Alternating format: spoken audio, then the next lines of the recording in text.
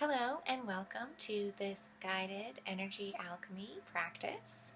My name is Allie with Amory Speaks, and this video is sort of a newer kind of way of relaying alchemy practice points, I guess. But I feel like I have talked sporadically a lot about the heart center, and I have done a couple of blogs and podcasts and even a meditation or two that really have brought to the surface this concept that I have of the heart center, emerald castle or throne room, this really beautiful area that we can create for ourselves, where we can, step into and inhabit and feel wonderful.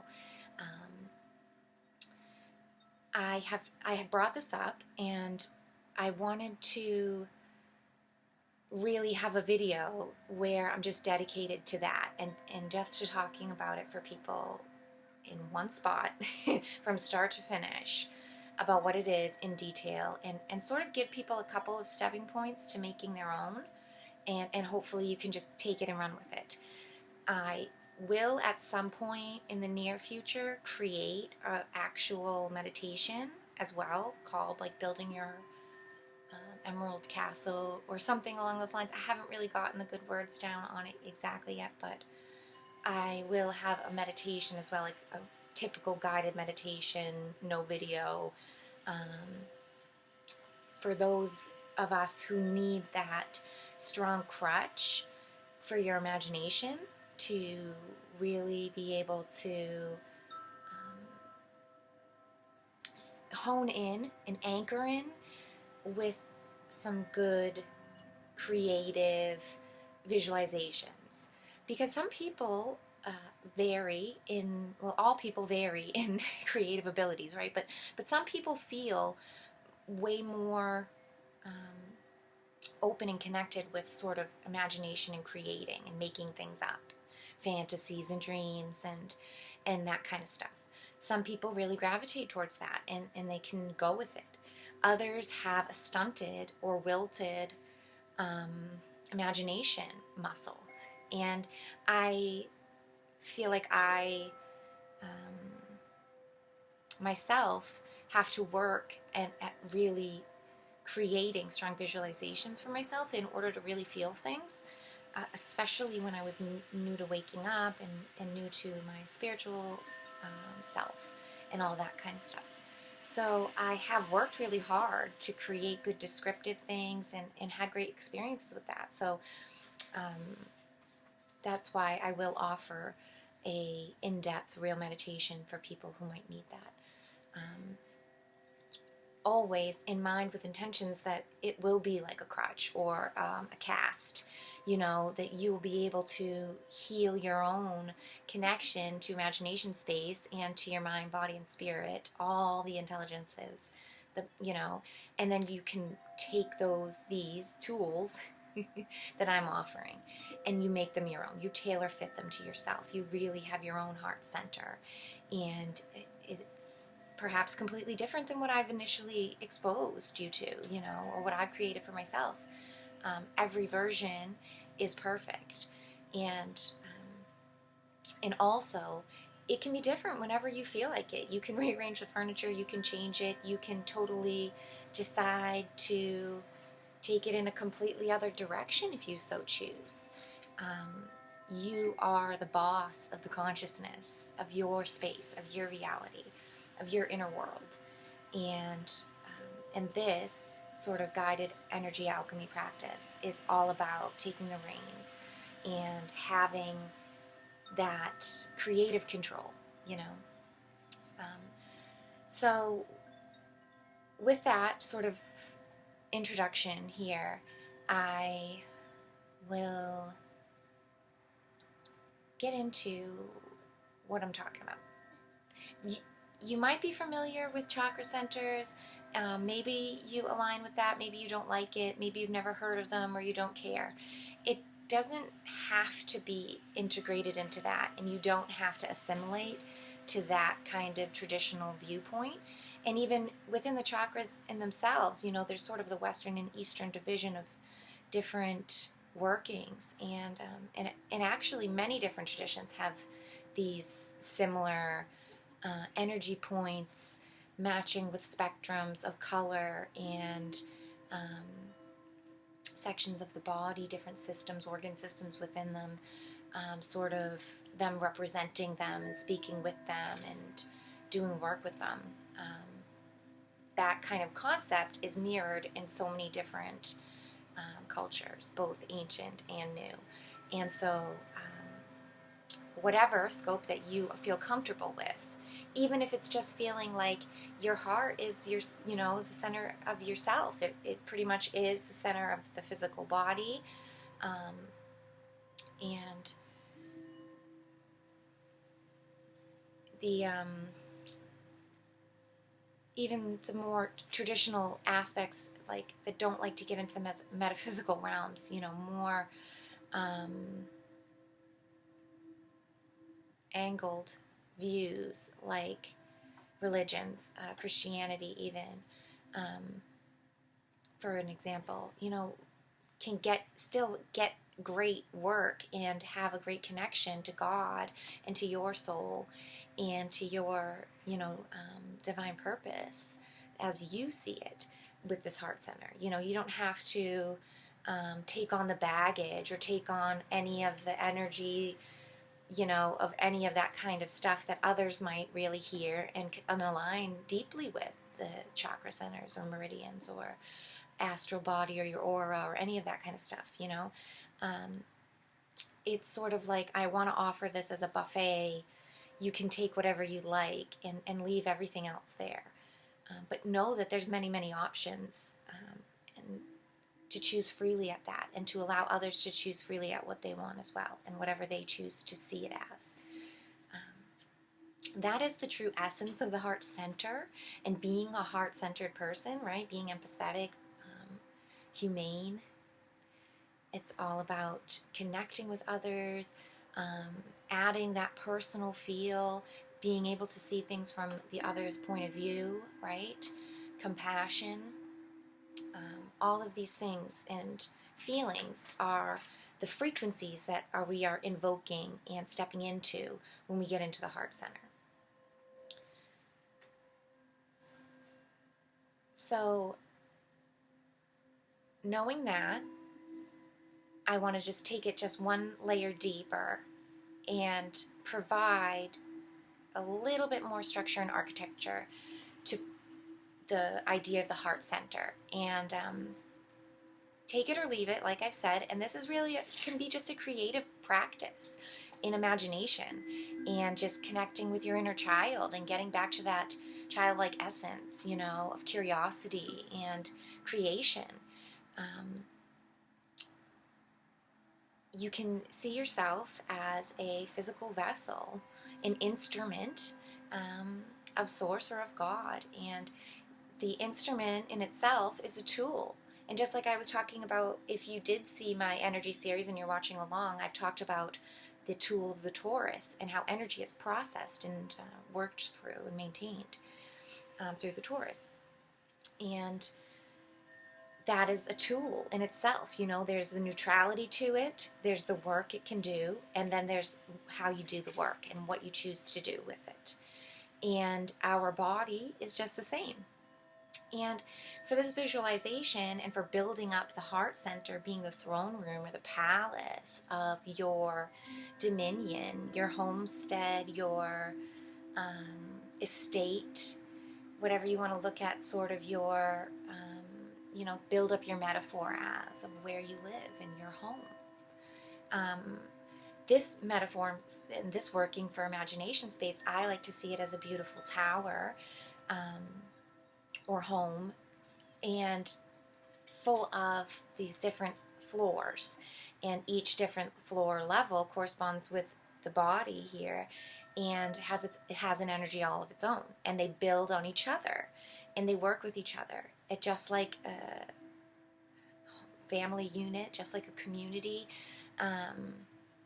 just organic growth, intelligent design in general does this. And so to take that same work and to just define it into the body here, you can see the base of yourself where you're sitting when you sit on the ground and you meet the ground, the base of your spine there, as the root level, the root cellar, the basement, really in the ground, kind of cave-like, ancient, really dug in, permanent, connected to lineage and ancestry, right? And think of the old pantries, the old kitchens with like the dirt floor, and where families used to come together, and everything revolved around that fire and that whatever you had, you know, brewing for the whole day in there, and it kept the whole home warm. And that whole vibe is what the root is all about, and it has a lot to do with your connection to your ancestors, your day-to-day life, and your survivals, your resources. That's the foundation of you, right? And then we have the second level, and that second level is a bit higher than the base of the spine. It's under the belly button, in that sort of guts, the bottom of the gut, the sacral area of the sacrum, you know. And this is where your passions are, your direct relationships, your intimate relationships, your love, and both familial and intimate, both romantic and social. What fuels your passions, what you are inspired by.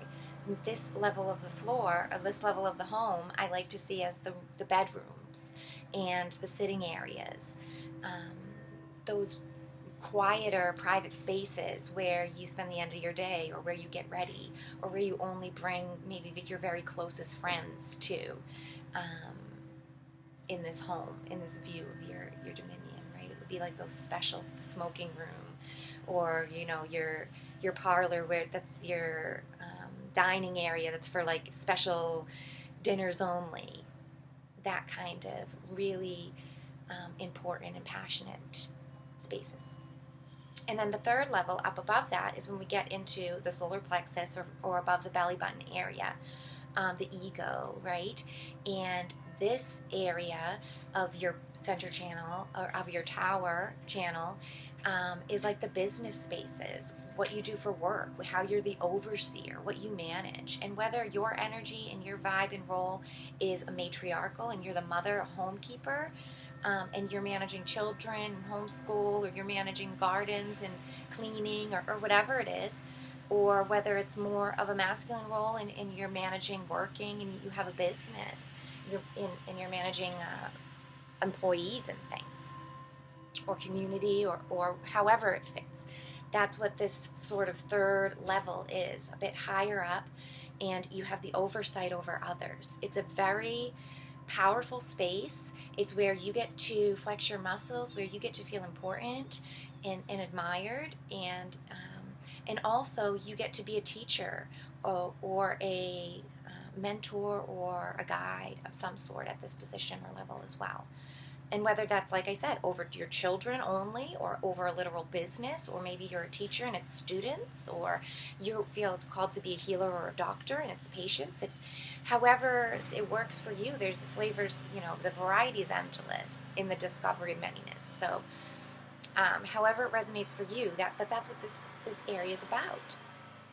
Now, I bring up this whole model, and I'm talking about this so that we can have a full feel of where we're building this throne room at, what it sits on, and what yours sits on, so that you can go in each of these floors and discover. And I have great meditations on that concept. If you like that tower model, I have a whole playlist on it. But this is just to give people who are new, or who never saw that from me before, visualization to where you're building at, so that you can get the best work out of it as quickly as possible. Like I want a great introduction here, so people can hit the ground running with their model and have what they need to get a better full scope of view So you see that more creator consciousness, the creator mindset when you're looking at this tower. You're not in first person view, like trying to build from the inside out, feeling trapped, feeling overwhelmed, feeling limited, and really slaving over putting each block up and like thinking the labor resides on you and stuff. It's not that kind of building at all. You know, this is divine connection to source, stepping outside of first person view into imagination space for a moment and seeing from the outside this building and knowing that thought creates it. And any imagination, any little attribute or change that you want to mold and morph, it happens instantaneously with your conscious decision to envision it. That's how building an imagination in the thought world works. So loosen up and know that we're building a firm foundation here.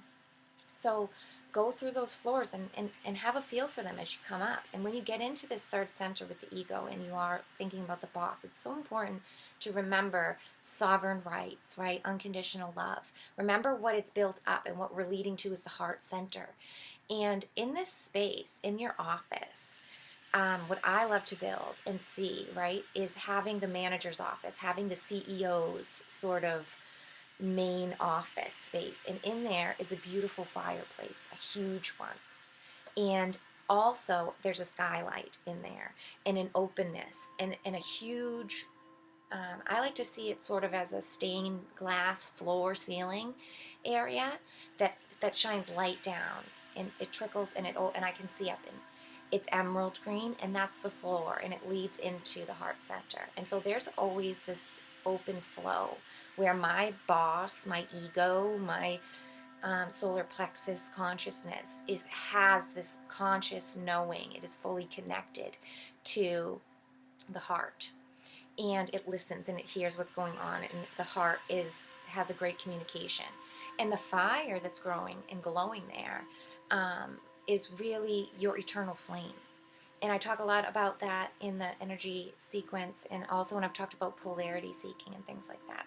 But basically it has to do with your service out with the world. That's your connection. That's the 0 point of the external torus of the workings of service. Are you out there offering service?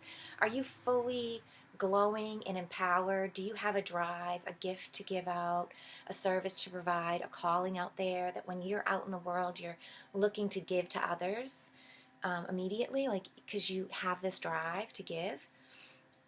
And that's your fire really glowing and fully inflamed, you know, on the hearth there. But conversely, there can also be, you know, a real lack of burning, or you can feel a real pressing need to put more logs on that fire always. And like your eye goes right to how many logs you have sitting at the side, and you're always thinking about having to fill it up. That distortion is created in the heart center sometimes, and you can learn a lot about that because that tells you think that your flame is limited, and you have an inversion happening in your toroidal where you're looking out for what is needed instead of oh, my TV turned off, whatever.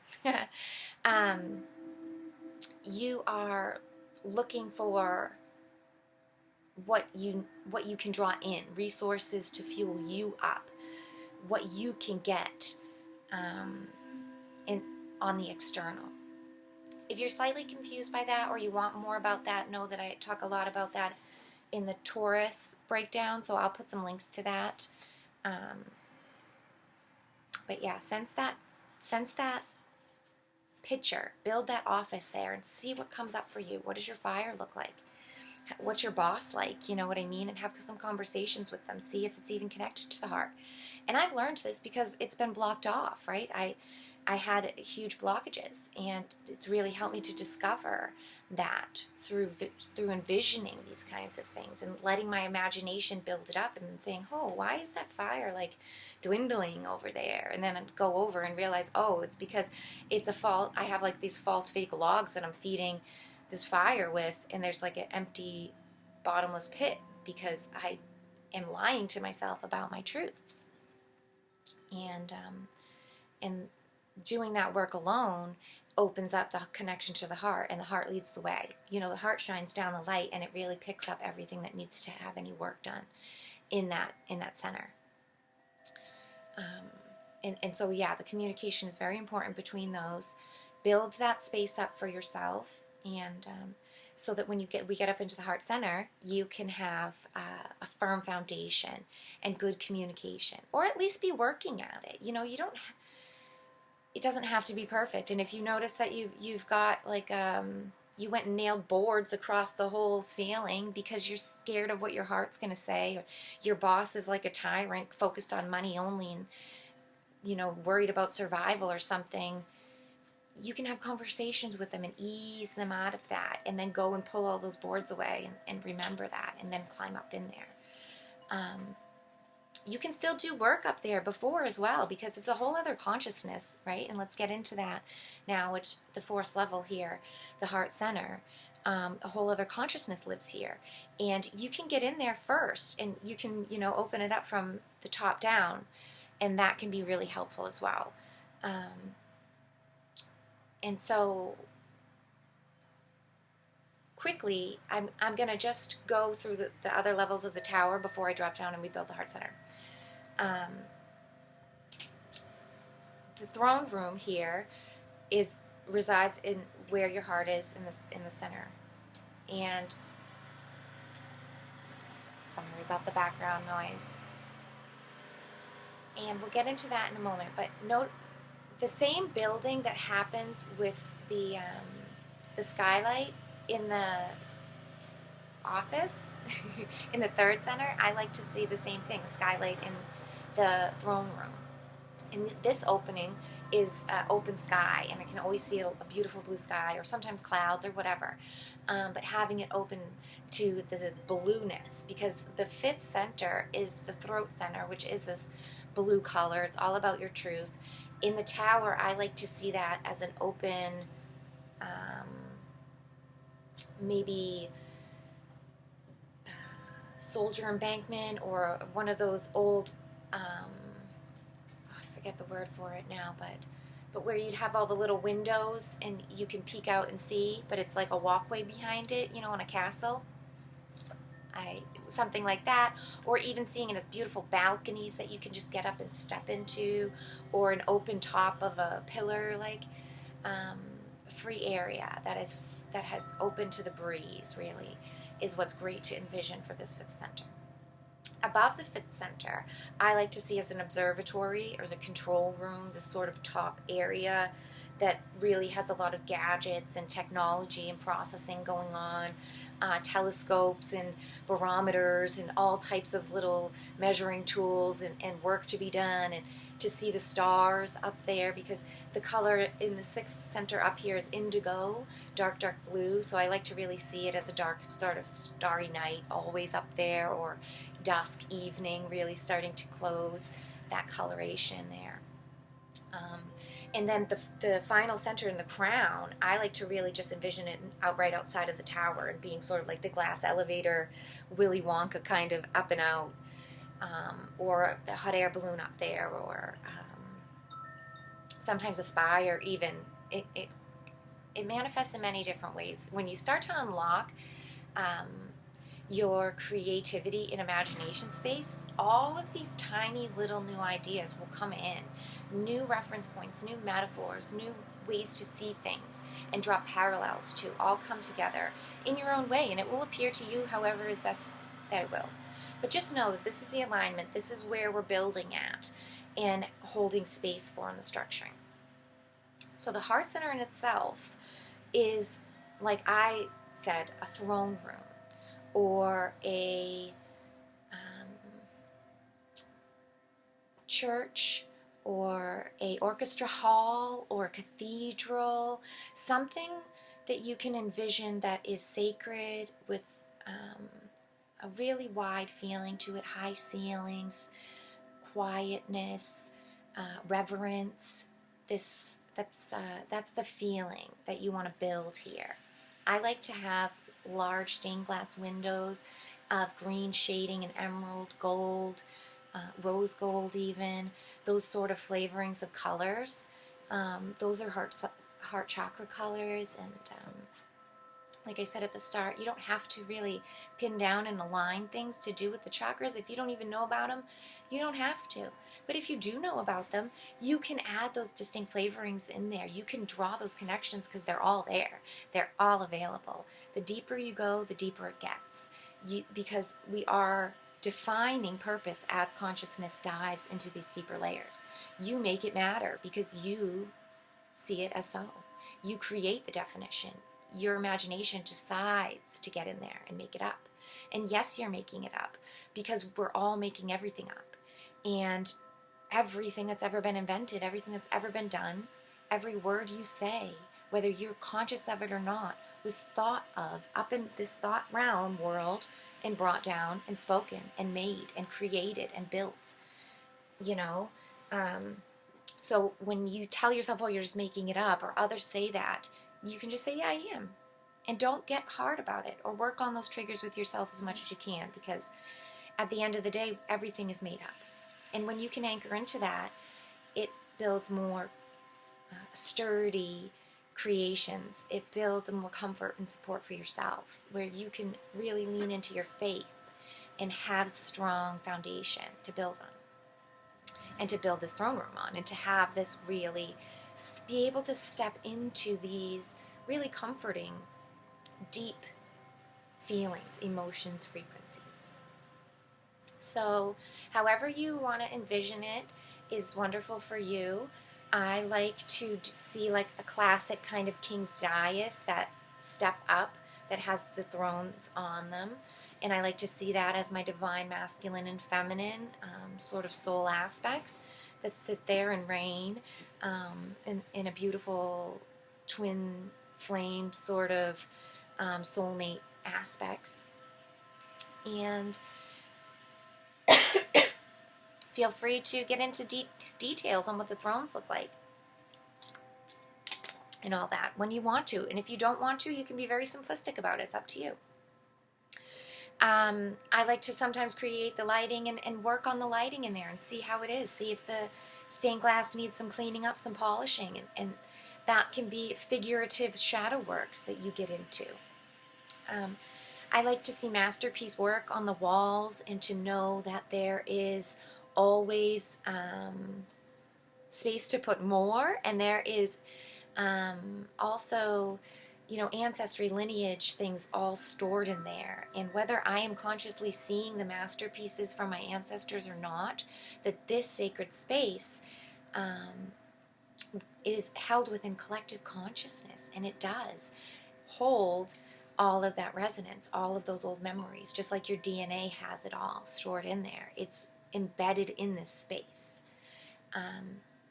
I like to see this, the sort of hole in the floor, this portal or looking glass through to the eternal flame that rises up sort of from the solar plexus center down below. Good connection there that is open, and that the air is feeding through, you know. Fire needs an oxygen flow source to keep it really burning. And that's what I like to see as a passage through there. If it feels stifled or stagnant, I'll breathe through there a lot and get good cleaning through that way. Or just notice sometimes and just say, oh wow, it's really closed off right now. And sometimes I'll just sit with it. I also really like to see and have built in the floor a sort of trap door opening that takes me down into the archives, takes me down into the vault, so to speak, where all of the ancient artifacts of my ancestors reside, all the things that have handed down, like precious gems and jewels and sacred objects and old armor from, you know, my ancient ancestors and stuff could be stored down there. And I go down there and explore and allow my imagination to build what's down there and show me connections and things down there. And to know that I always have everything there imprinted to look at and to honor and to go sit in reverie in if I feel like. I'll have like photo albums and all types of little knickknacks and souvenirs and anything I'd ever want to hold on to envision down there. I've also found wonderful workings down there. I found that as a crypt, honestly, as the first thing that I had noticed working in there in my imagination space, it was like it was an old crypt and like a discarded library that I had forgotten about, and that I did a lot of working and clearing down there. Amazing kind of work that has brought that to be the archive and the vault of my essence and of my lineage down there. That I can have torches and candles and beautiful atmosphere down there now. But it didn't start that way, but this kind of imagination and exploration, the work of designing this, taking time to sit down in a meditative space with your imagination and build out what it can be like and explore it for yourself, the benefits are limitless, honestly. So yeah, pretty much those are the main pillars of sort of the furniture that I have always pinned in the heart center. I have it decorated lots of different ways all the time. I have different designs and feels to it. Different things are added in or presented. Secret doorways and lifts and all types of discoveries have happened to take me into different areas of that tower when different work is needed even. And to open up the connections through the center channel for all of them, and to make sure that you really have a good system of communication through all the floors is super helpful and has been built through this design. Another thing, finally in the heart center, the thing I didn't really touch on, I did touch on divine masculine and feminine aspects in there with the throne, but there's also the inner child, and I do really feel like the inner child can reside in the heart center or in sort of a forgotten zone, a forgotten bedroom in your tower. So if you're in your heart center and you have these sort of blockages towards inner child essence, or you've had traumatic childhood experiences that have really forced you to compartmentalize for your own safety and your own well-being, know that that's perfectly fine. You don't need to go and have a distinct map and go pick at things that don't want to be found. It's perfectly fine to have corners and hidey holes and to have things that forgotten stairways and all of that. You will discover within your own workings those things that are meant for you when they're meant for you. But it's most important to just have a sense and a knowing of them. Never push at things, and don't coax things either. Allow things to present themselves when they want to, and do things that you are driven to through your heart center. I always try to start when you're doing work, especially if you have a lot of baggage, whether it's trauma or aggression or it's anxieties and fear, building up a heart center and just seeing and exploring it, finding the feel-good things of it first, doing little bits of cleaning that you can, just sitting in there and just allowing it to be felt, that can be more than enough for quite a while. It can be a really boarded up sort of ghost house, mine was. That's an example from my own self, seeing it like a gold rush town gone left behind, and having to go and sit with that and mourn for that for a while, and understand what happened there and why and how. Yeah, you were a part of that. Actually, you were in the gold rush.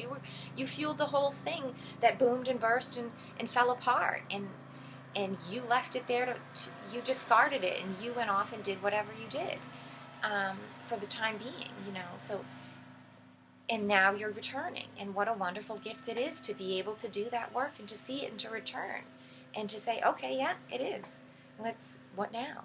And blow some creator wind at it and blow the whole thing down. You don't have to go and pull every little nail out. You don't have to sweat over everything. Just like I said about getting out of the first person view at the start of this, of building the tower. You're not in there laying the mortar in each brick. Creator consciousness knows the process. It has that realm of working. But the thought realm is much easier. It's much quicker. And that's where we're at. So don't go so hard on yourself and force yourself to do the nitty-gritty things that don't really need to be done. If you break into imagination space a bit and just blow that whole town away, and then cry a cloud of cleansing crystalline water on that barren soil and create it fertile again, and cry a river that flows through it, and really see the whole imagination fertile and growing, then all of a sudden you have a great land to build your homestead on, you know. And also you're empowering yourself with that beautiful organic vision metaphor within yourself, and you're watching your flowers grow. You're appreciating every blade of grass new that is growing, right? And then you go and you have the great power to build that house up, to build the homestead, to build the whole firm foundation that you deserve in the best way that you can. So take your time with this imagery and model, and know that you don't have to have a clean, whole tower built for yourself. You can just hold that out like a goal at the distant horizon, and know that someday you'll get there. But for now, just sit in the heart for a while. Just spend some time literally bringing your consciousness down in there, listening to it beat, breathing into it, feeling what it feels like, and, you know, allow your imagination to take its time and to really co-create with it. Co-create with your inner child. Co-create with those divine king and queen within you. And within imagination space, you know, where there is no judgment. There's nobody else who will ever hear or see or think the same as you. You're the only person who's ever going to do that, ever going to see it, know it, and experience it. So why not do it to the fullest for yourself, right? That's what I feel like when I go into it. Especially, I remember trying to rekindle that a lot, because I have come from a bit of a corralled, constrained place to where I felt like it was, you know, stupid or lame or not productive to use imagination, to be creative. But in fact, that is such a great lie. That now I really feel empowered to get others to really shake that off. No matter, you know, how old you are or how long it's been since you have done anything like this, or maybe you've never done anything like that. You can't even remember doing anything like imaginative. Even as a child, some people can say, oh, I never even was like that. You know, it's never too late to start. It's always, it can be done. If you just, you know, have the desire and sit there and listen for a little while, things will come to you, and just go with them as they come to you. So I'm going to leave it there. I hope that this little walkthrough has been enlightening and been like some guide points that can show you the path through your garden. Take your time and make sure that you look at everything and you really enjoy, and you smell the roses and take rest and sit and get those little insights that are just for you, and really relish in them and enjoy them. Don't feel like, oh, I've got to share it. Oh, I've got to jump off. Oh, I've got to make a note. Oh, I've got to tell this person about it. Just own it for you. Bring it into the heart center as a little photo and put it in the photo album, or hang it on the wall, or hold it like a little sphere. You don't even have to make it into a picture. It can be a sphere of energy. It can be something futuristic, like a little digital reality, you know, version of it. It can be anything that it resonates with you as. It could be a song, or it can be written down on a page, a journal entry, or whatever. Just want to leave as many options and give people as many little nudges and head starts as possible. So I hope this has been that for you. I'd love to hear your opinions. Please leave comments, send me emails if you'd like. My email's always in the description. You can find me directly on my website, amariespeaks.com, or over on Telegram under amariespeaks, where I put links to all of my blogs and podcasts and videos. If you want to keep up with me, that is definitely the best place. I hope you've had a beautiful day. Thank you so much for your audience. I really appreciate everybody who watches my videos so much. Thank you. I will talk to you soon. Oops.